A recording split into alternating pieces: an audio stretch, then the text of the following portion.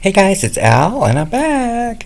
Hey guys, I apologize for not being around for the past like 10 months on either one of my channels, but there is a reason, and it's kind of exciting, and I'm going to get into all that in just a moment. But I kind of wanted to take a moment with this video and kind of reintroduce myself and kind of redefine what the two platforms are for, and so that way everybody can make the appropriate choices from there on out. So this channel, which is Altruistic Channels, is literally dedicated towards everything from the awakening process all the way to ascension. So it's going to be every topic from different points of view, all encompassing and more in alignment with taking the energy and flowing it to the divine God, Allah, whoever you believe in, and flowing that directly to you so that you guys can build your own relationship, but in a way that starts to unveil the collective environment. So it's very much like a big brother type of a website or a platform dedicated towards that type of venture, which is I don't tell you what to do. We present you within the collective as leaders. We present you with different avenues and different perspectives to find your own path. And so it was geared towards that. So it was an energy that was taking it through me and through the vessel and up towards the divine.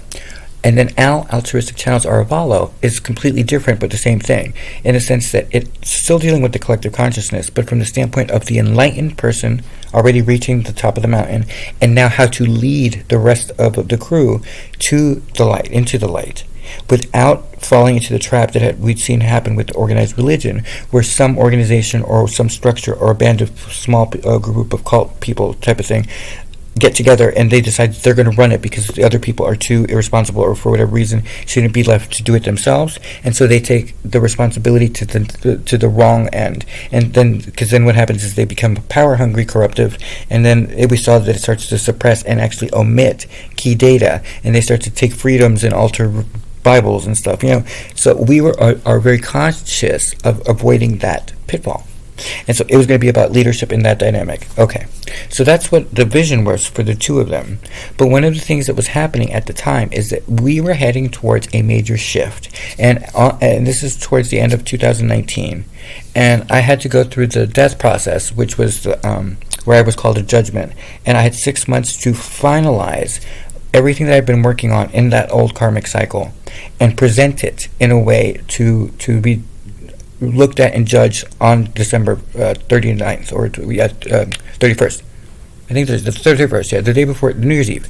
And that would be the deciding factor whether I stayed or goed, right? Stayed or went. And I didn't necessarily know what that meant, but I did understand that in Ascension, at the third initiation, that you get to a point where you have learned what you can in that lifetime, and you've mastered the physical world of emotion, mental, and all of that dynamic within self. And so you release the need to be in this body and move on to the next cycle, right? And so but to do that, by looking at the one beaming example of Jesus Christ, he literally he took responsibility for the sins of humanity, paid for those sins on the cross, died, and in doing that showed that if you take responsibility for not just your own life, but the life of everyone else and the planet, that you ascend the madness and get through the illusion and become another evolution of yourself, which is when he became Christ, right? And he rose as Christ in ascension to the heavens. And so in that, we still are very clear that he still was crucified. And so I knew that I wasn't going to get crucified, but at the same time I thought, well, I guess I die at this point. But because it was only at the time a kind of a rumor to me that the theosophy, the esoteric theosophy, had mentioned that you would reach a point that in the future where right around the time that Maitreya, the world teacher, came back with Christ, that there would be a shift, and so that you wouldn't have to leave the body anymore to ascend to the fifth dimension, that the fifth dimension would come down. And so we didn't know when the time was going to happen, so there were the two different avenues where this could go. But because I didn't have any real knowledge, and I didn't have the money or resources at the time to go into study esoteric theosophy in depth, I was kind of left to my own vices. And so what had happened was that at that time, because the shift was coming, that they needed people to step into roles that they could move at any moment into the limelight and plop them in a particular situation, and the person would be able to operate and run without any emotional range, and with being able to control their frequency and kind of control the environment in that way and be the anchor, right, the grounding energy. And so what we needed to do was we needed to create a canvas of what we wanted our next life to be, because we were going to be able to ascend in this life. And that's when that was revealed, and that what would be my plan if I was to get this role. I didn't know what they were talking about. But what I did is I basically did art. I did an art piece where I painted what I saw for my life with my husband that I haven't met yet, but that I feel like I connected in the 5D. I was like, and I drew a home that was very simple, but that it had like very important responsibility attached to it. But it was our home, and it was a very humble home, but with a big land, right? And so because I liked the idea of Gaia and trees and all that stuff, and so it was very much about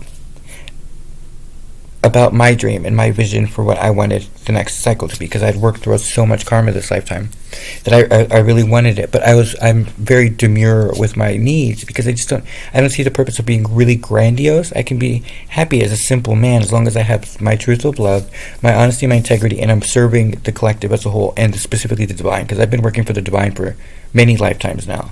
And so because of that, I just needed to have that truth. And so that's what I presented.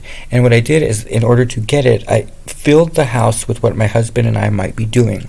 And it had to do with coming together in business, and somehow that might develop into something personal, and then it does, and so forth. But it's just an idea, right? I didn't, because we didn't, at that point the veil was dropped, or I'm sorry, the veil was very dark, and we couldn't see beyond 2020. We just knew that at the turn of 2019 to 2020, something big was going to happen. And so I presented it, and I let it be. And then as we got to the date, I started to get like headaches and stuff from the ascension. And what it was specifically is I started being able to tap into conversations about me, negative conversations from other people on this planet, in this 3D, who had taken issue with me for different reasons. And I refused to feed into it, but it was very clear that I was being directed this information to make me feel uncomfortable, or whatever it was, or just because that's where my level was at. But I never got uncomfortable with it. I've been talked about and disliked for most of my life. It's just part of the cross that we bear. If you're a chosen one, or if you're somebody who has big aspirations as a soul and is leading towards something where they master something, then you have extra challenges. And so people had always talked shit about me, and I'm not always the nicest person either back in the day, so it was like an energy I was putting out.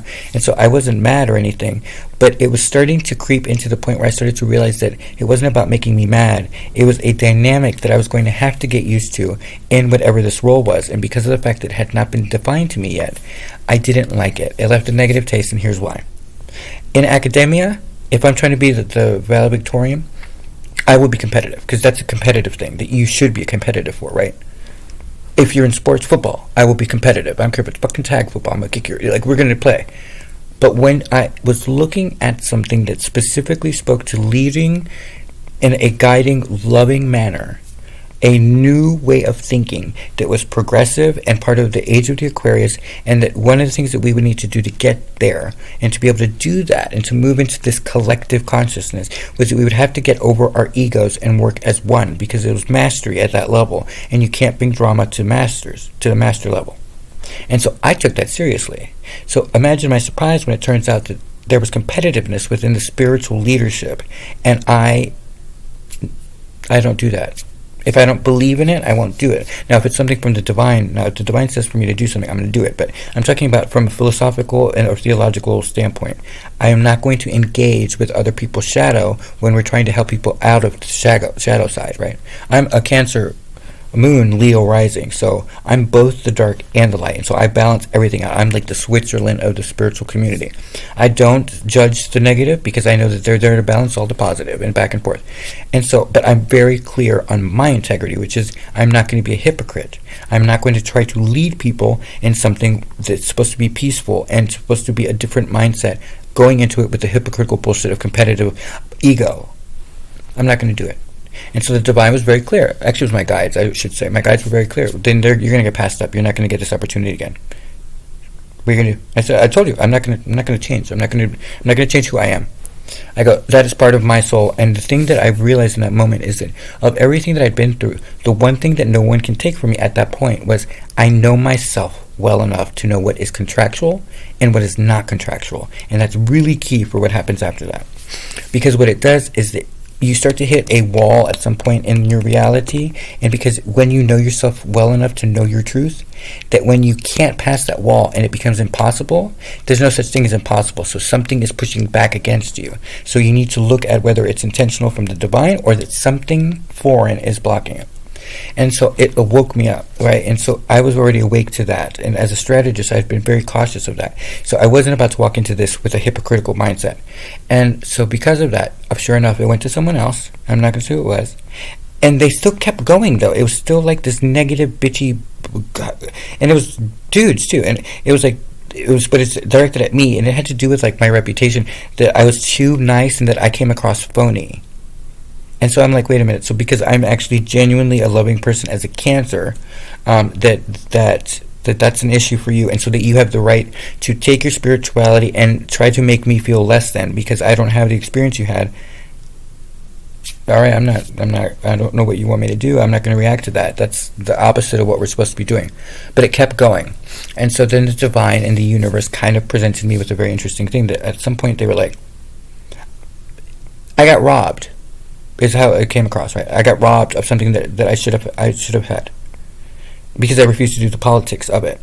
And then the divine was very clear with me, go, Al, you remember what your task is, right? You remember what you're trying to build in the middle of religion and politics. Like, you have to understand what your role is, and that you're going to have to step outside of your comfort zone. And though we find it admirable that you stick to your integrity and all that stuff, and I said, no, I'm just not going to do it. I'm sorry. I'm not sorry. I'm sorry. I'm not sorry. At the end of the day, I'd rather show up who I am, because that's how I master something. I'm not going to show up and half-ass it, because then it's going to bite me in the ass. That's how karma works. And I go, and I want to burn through this karma. I go, I don't want to incarnate again. I really don't want to have to do that at this point because of what I've learned, and because I really want to move on to that next phase. And so if I can do that in this body and help master something and help other people master things, I want to do that. So I'm not going to get sidetracked with all this other bullshit. And so I don't know what it did, but something opened there that wasn't there originally. So another opportunity was coming full circle.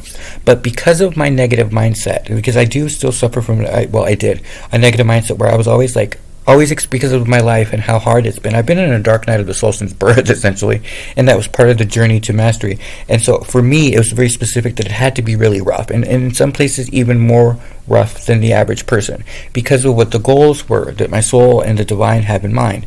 And so as this body, I still didn't know at the time what was coming towards me, but I knew that I had a high risk of ending up alone.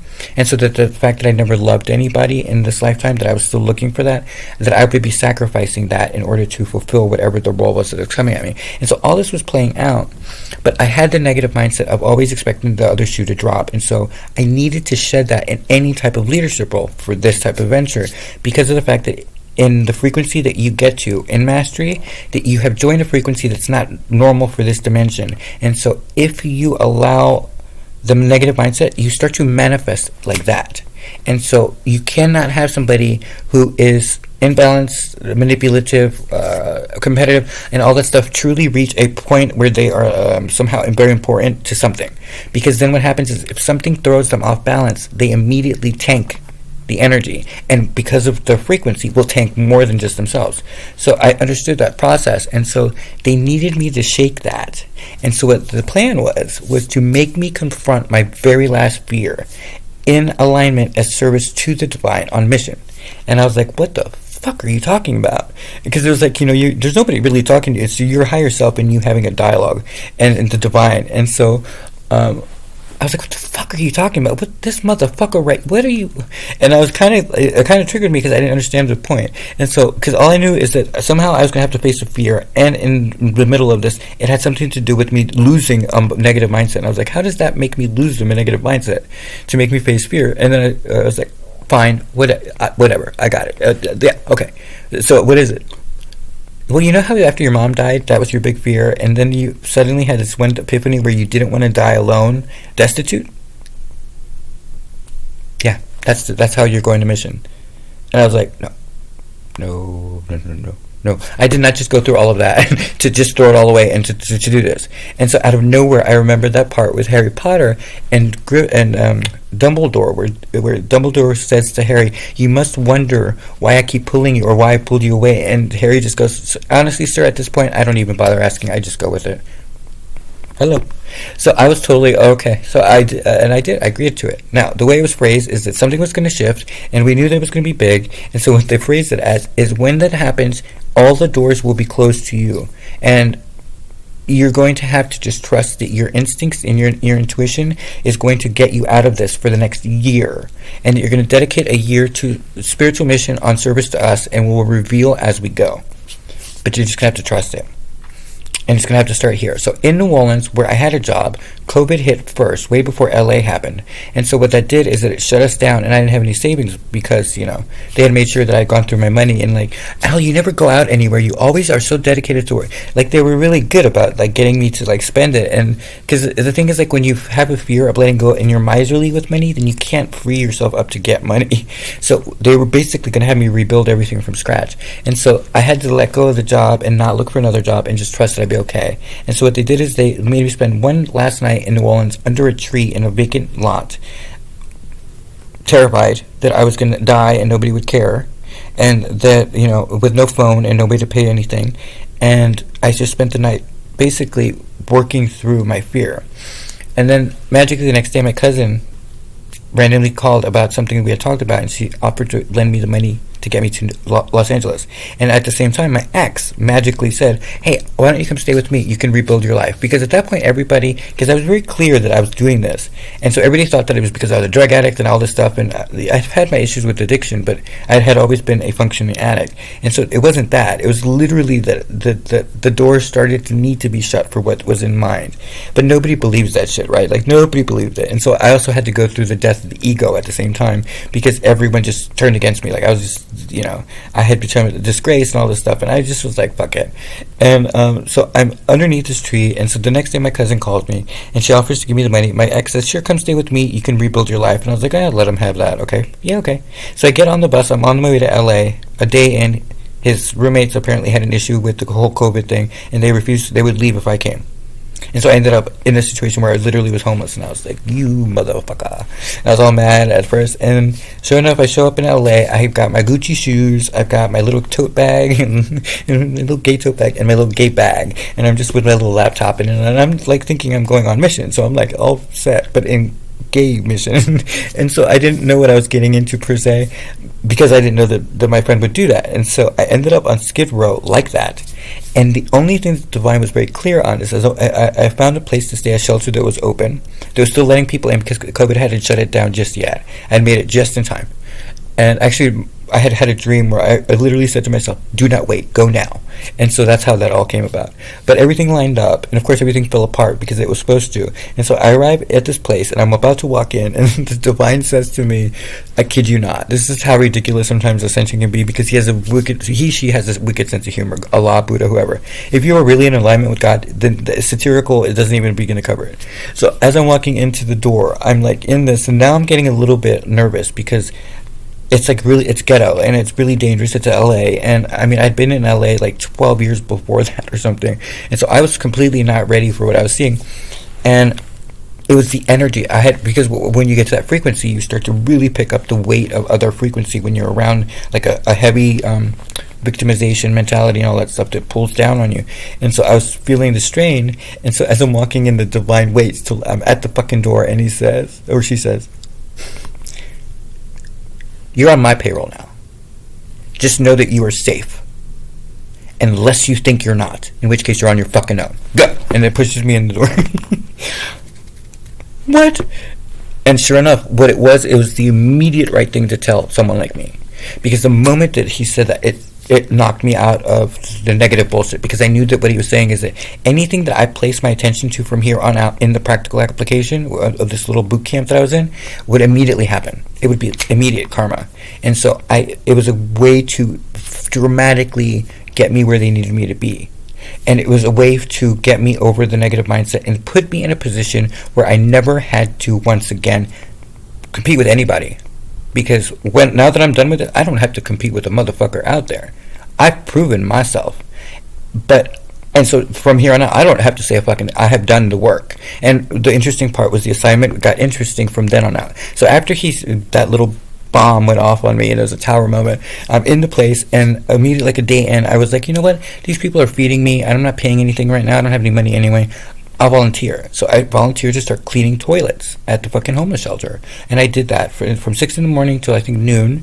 And then I would have the afternoon off and I would go to the beach because everybody else was quarantined and all freaked out. And I could see through the veil very clearly. And so I was like, all right, well, I'm gonna wear the proper gear, but I'm fine.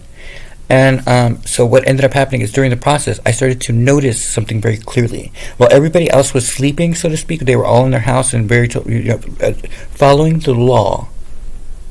Everything was still going on when you guys weren't out there. The buses were still running. The cops were still out in droves. The people were still walking around in droves. All of the streets were getting redone. All of the beaches are getting redone. All of the world's getting beautified as though we're all preparing for the Olympics or something, but worldwide. And you guys are under the impression that we're dying. And so the discrepancy triggered me into realizing that part of my mission wasn't just overcoming my fear, but it was to step into a leadership role by being the eyes and ears on ground level at the ground zero. Sure enough, everything shut down the next day, and I'm in Los Angeles, and it was the day that the riots came out. And so I went out. The Divine purposely had sent me out late to get a pack of cigarettes. And normally he's really big about trying to take better care of the body, but with me it's kind of like every now and then they'll be like, go get cigarettes because and so I went to go get cigarettes, and sure enough it was during the riots, and so they were breaking all of downtown LA, and so I was to observe and not get involved and not to take it on myself, but to be very clear and stand there and observe it. And so I did. And so then the next day I went and I canvassed and I looked at what had happened in the after effects. And so I'm walking around.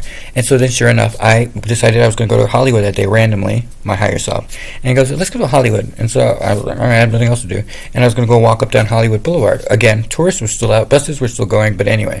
And so I'm walking and I walk right into the first protest. And then every day after that, the Divine would send me somewhere. And I wouldn't know as I was entering it. It would just be like a random thought where I'd be like, okay, I'm going to go to Santa Monica. And I got pepper sprayed that day because I ended up at another protest. And so it happened every day. And so I finally got the message, which is I was going to be the eyes and ears for the Divine on ground level to see literally what was happening for myself and to experience that dynamic on behalf of the spiritual council. And so suddenly there was a mission to it, and so it helped further along my development. But it started to put me in more and more precarious situations, and what it ended up doing is it got me to a point where I did get quarantined, and they did tell me I tested positive, and they told me I was going to die, and I was put in this place, and I was on my own. I was dying alone. I had no one, no money, no nothing, and so it was my greatest fear. And you know what I did? I danced to Britney Spears for 2 days. That's how I got through it. I was like, you know what? At this point, I found it hysterical because I thought it was in divine humor that they would find it funny that would be how I would exit, would be exactly in my greatest fear because that would be the ultimate overcoming. No, there was a better overcoming when I found out that it was a false positive and that what it was a test of my faith to see if I would fall for the idea that I would get it, right? And because I didn't, it worked. But it was like, and people, like anybody else would have said, Al, you're crazy. You're denying reality. But I'm like, that's the point. We are redefining reality. And so I started to become stronger and stronger in what our mission was and the truth of what was to come. And so midway through, right after that, I got released, obviously, because I was not sick, after 2 weeks of being at this place. And it was like dead silent. And they sent me to a transitional home because they had no beds available at the shelter because they all shut down because we had tested positive. And so I ended up at this transitional facility in South Central LA, gave it in South Central LA. And sure enough, like God said, if I pay attention to the fact that people had an issue with my being gay, then I would attract that energy and they would start fucking with me. And so it was like a live or die situation. And it could be very dramatic to the wrong mindset, but because it was me and because of everything I'd been through in my life, I was just kind of like, y'all think you're fucking funny, huh? Y'all think you're fucking cute. Just wait till I get up there. And so I was taking that kind of personality on. And so it was very liberating, but it was still like, it was constantly one thing after the other, after the other. And so what ended up happening is that midway through, I had successfully been doing something that people thought I wouldn't be able to do, which is part of the assignment was to pick one vessel of entertainment and funnel my energy in picking my words carefully. It was training me how to choose the right verbiage and how to create the right energy consistently. And so I could only choose either YouTube, the written word, books, or articles. And so I magically decided to go through LinkedIn, and I've been doing an article series one after the other on different topic points, but with no ability to have a computer, right? And so I had to do it on my phone, and I had no internet because I couldn't pay it. So I was doing it on the phone, on the bus, and I would be traveling up and down every day when nobody was around, and I would be using that Wi-Fi on the buses in LA to put out articles. And so the first one was based on Alice, like Alice in Wonderland, but it was Al is in Wonderland, which was the process of going into the journey. And that had to do with like what all I saw actually happening on first-hand account to what happens to you once you go homeless. Because what it turns out is that part of what I'm showing in my doing this earlier than you all will is that I was showing a dry run. We were going through a dry run experience of the next possible 2 years for most people when the economy crashed and all that stuff. And so I needed to walk the path so that no one could take that away from me and be like, oh, well, he doesn't know what he's talking about. It's all bullshit. Meanwhile, I did the work, right? But I didn't know that at the time. And so I'm sitting there and I'm doing it. And so that's what Alice in Wonderland is that process. And then Alice with Al-is through the looking glass is what happens when you overcome the fear of it and how you look back at it and what you're seeing and through the veil, right? And so then the last one was about Queen's crowning, because I found it hysterical that the divine feminine, for some reason, it would refer to me as a queen, right? Like the Cancer Queen. And so I had an issue with the effeminate version of the gay sexuality. Like, there's like masculine, overly toxic masculinity in general, and then overly toxic feminine masculinity. Okay, so there's that. And then within gay world, there's overly masculine and then overly feminine. And for some reason, I had never been comfortable with the feminine aspect of it. And so the queen aspect, when she would call me that, that's the impression I got from, I decided to own that in empowerment. So it became a butt queen's crowning, because butt as a word is the one word that can negate everything that came before it. So think of the power that as a writer that conveys is the fact that I am a butt queen. So literally it states exactly what I'm trying to do, which is negate all of the past, having learned the lessons and taking that information forward, but to let go of the karma and the baggage, right? And so it was a great empowering point, and that was literally talking about spirituality, what it meant to now be a leader in a spiritual world, because in the absence of religion, because let's face it, when the push came to shove, it's kind of ironic and really funny to me specifically, because I don't really have anything against organized religion other than the suppression and the hatred that they spread. But I'm still rooting for them, because it's God's house. Like, I'm still rooting for our team, but it's kind of funny to me that they work for the divine masculine and they claim that they're loyal, but they were nowhere to be seen in helping the rest of us get through this really trying phase, because they were terrified of going home to see their boss. Meanwhile, I'm a spiritual person, just a leader, and I'm like, I can't wait to go be the boss. I wanted to, we gotta talk and all this stuff, and I was super excited. And so it showed me at least, a very interesting, what was going to be playing out with the COVID thing, was because it was a flip. And so I found that very interesting. As a general rule, that's what I started to encounter, and so I wrote to that. And then I was talking about the reporters that, when push came to shove, they all turned to girls, like high school level girls, all bitching at each other. Oh, CNN, oh, blah, blah, blah, and and I couldn't watch it. Like, it was just not worth it. And so I just started to find it really funny. And so I wrote that series from then out. But I was literally picking the words carefully, because I learned in the process that just because we perceive something to be negative on this end, because we're looking at it from our perspective, that from the perspective of the negativity coming at us, they think that we're the negativity. So two people are coming at this, and both of them are not technically wrong, depending on how you look at the situation. And so I was being taught how to literally rotate, on how to pivot constantly. And so during that process, I was very clear of my wording. And so, of course, then I couldn't have the internet, so I wasn't using it. I was not going to waste the little precious energy I had on my phone to send video when I couldn't record audio, because that was part of the rules. And instead, I just focused on the article series.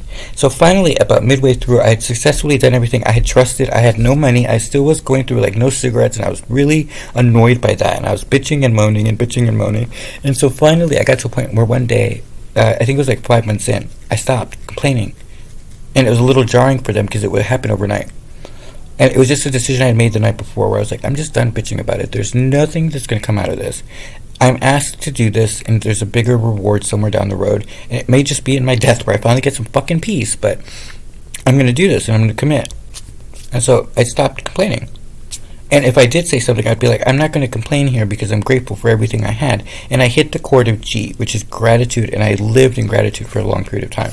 And sure enough, out of nowhere, magically, from going to that transitional place, a door opened where the project room key, that takes homeless people, and I was seen as a homeless person because that's what it was, and I was okay with it. At that point, I have to trust my mission, and I have to trust the purpose of all of it. So I'm not going to get all like, oh well, technically I'm only here because of COVID. I'm a bartender.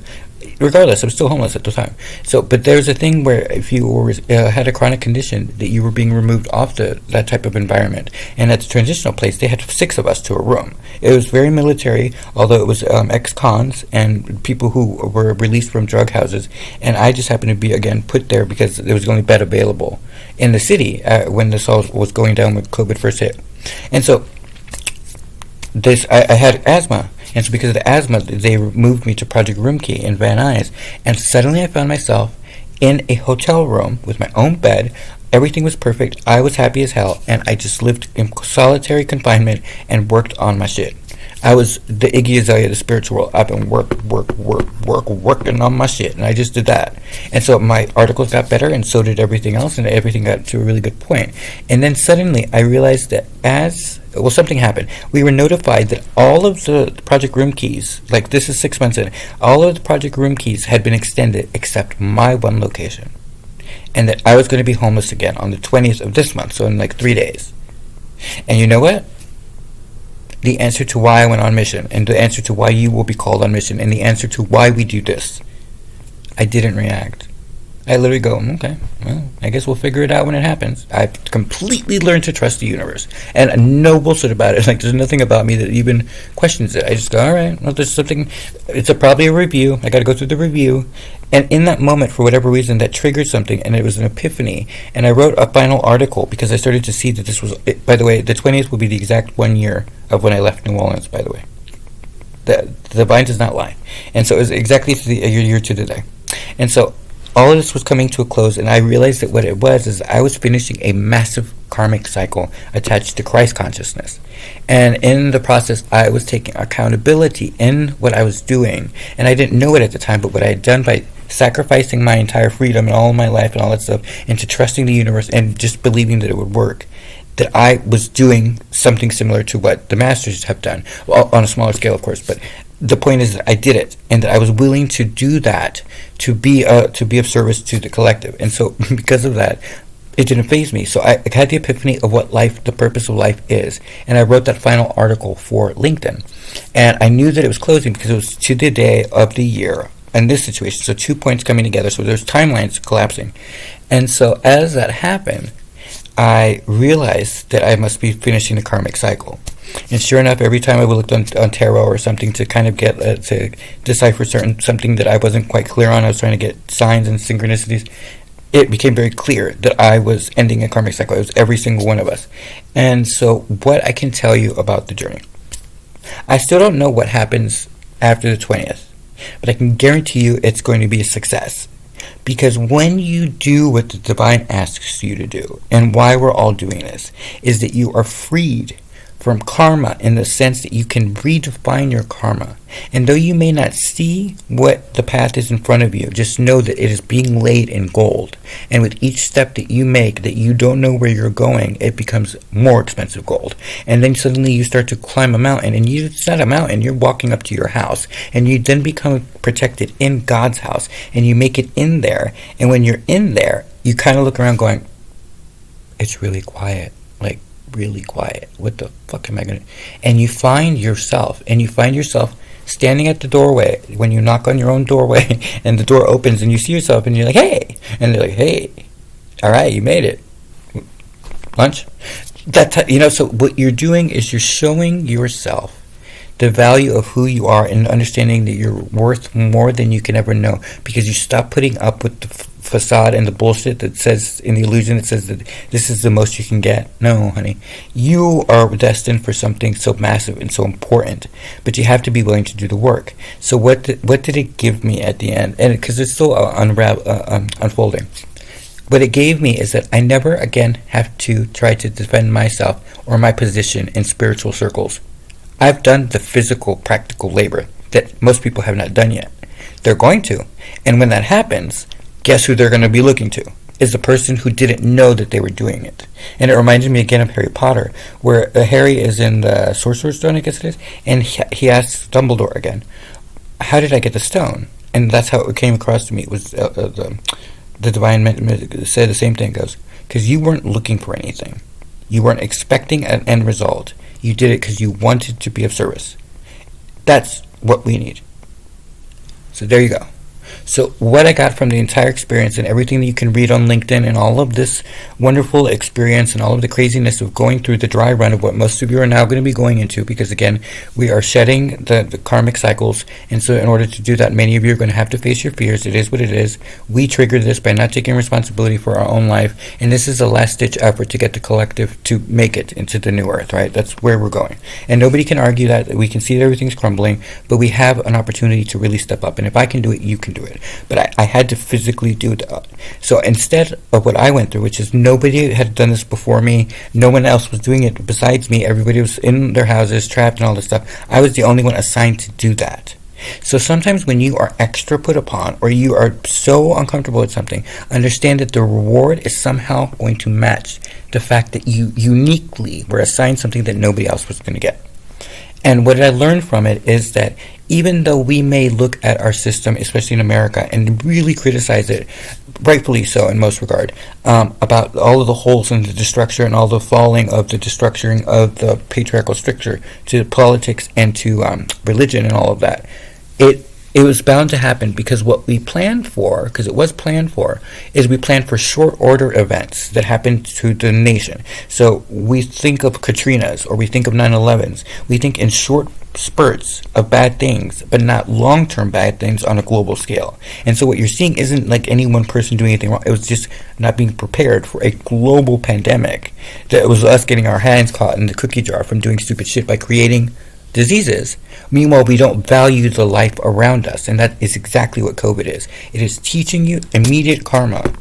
First of all, it is mirroring what happened in the AIDS epidemic, where we sacrificed all of our uncles and left them to die very painfully alone, and here the entire collective is having to pay that debt, if you know what I mean, because honestly, you can't really avoid the truth there. Most of you are if your frequency doesn't match and it doesn't do what it needs to do, and if you're too old, then you're being exited so that you can be at rest. And then if you just are like rebelling and you refuse to alter the way that you are conscious of the way that you treat other people, and if you're not willing to match the new frequency, then you don't make it. And so like those are really severe kind of reality checks, but it's part of the process. And so what I can tell you about it all, I lost where I was going to go there, but I'm not going to stop and record it all over again. I'm just going to say that with that type of ascension, we're all going to have to face our fears, and we're releasing the karma in order to do it, because the new world vision that we have is one of a cohesive unit that learns the responsibility to their actions. And it's one of the secrets that I revealed in that last article on LinkedIn, which is under Al Arvalo on LinkedIn, is this is a school. And when you are trying to do something here, you are mirroring what's going on above with your soul. So if I'm studying here and spending my entire life proving myself in a school environment, then obviously he's trying to do something. We're doing something. So the more that you do the work, the more freedom you are granted in this experience as a shell to the soul, which means the soul is then equally getting the ability to co-create. That's why we go through this, is so that we learn every physical ramification to everything. We experience every life form, bacteria, then mineral, then plant, then animals, and then humans. And each one you get more and more freedom, right? You get a little bit more movement and free will. That's the goal for us. The soul gets a little bit more ability to co-create, because it starts being allowed to co-create the energy around itself, and it's manifesting its own destiny. And the more that you work and the more that you do, the wealthier you become, because it matches your spiritual abundance. And so you start to rise. Okay. That is the purpose. And so as you do this, remember that there is a massive reason why you're going to have to face your fears. Is because then you know how to run fear. and you don't run from fear, and so you don't manifest fear into anything. Because let's say that you become a co-creator and you still haven't dealt with your baggage, then when you create, think about when you were a kid. I put it as an example.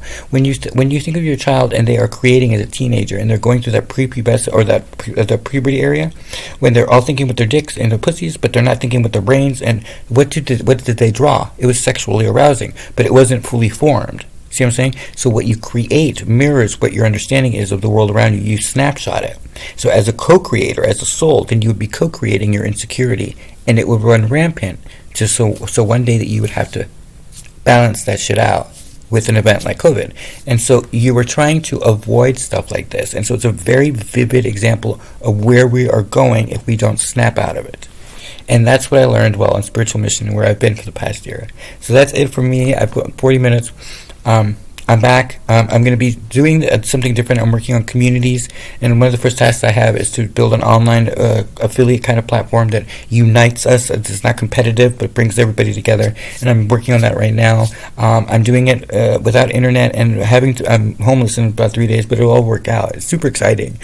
That's the big deal, by the way. This is the big payoff, is that a year ago I was devastated that I would have to do this and begrudgingly agreeing to do it, and now I can't wait.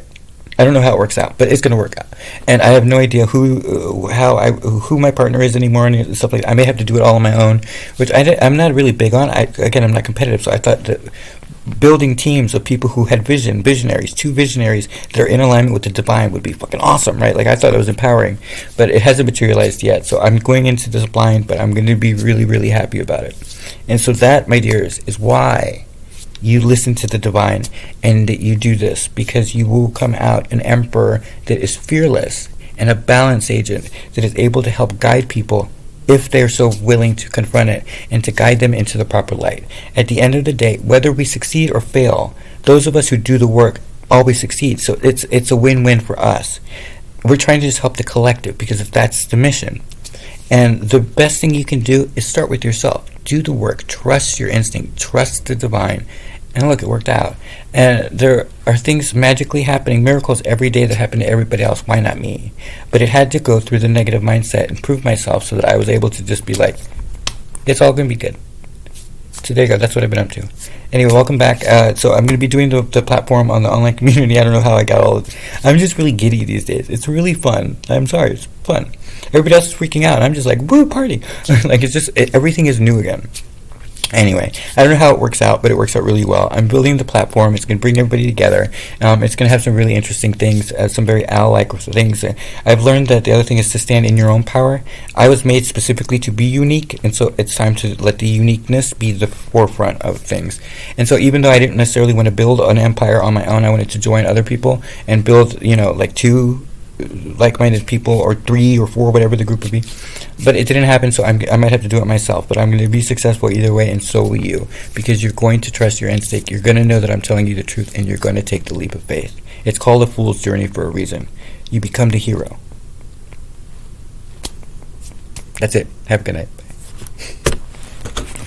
I'm such a dork. Oh, hi.